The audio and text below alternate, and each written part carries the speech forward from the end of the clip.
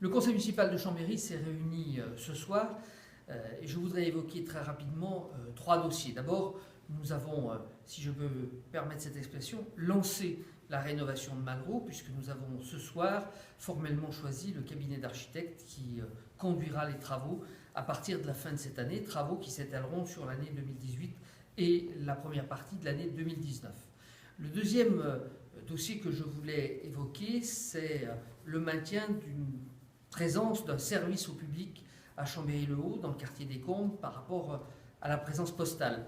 La Poste a en effet décidé, il y a plusieurs mois, de fermer l'agence postale des Combes et nous n'avons pas accepté que cette fermeture soit une fermeture sèche, si vous me permettez l'expression.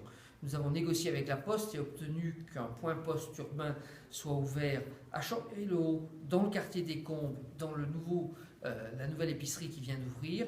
Et puis nous avons également souhaité que le commerce qui est implanté à Chambéry-le-Vieux puisse lui aussi bénéficier de ce service nouveau à la population qui serait l'ouverture d'un point postal urbain.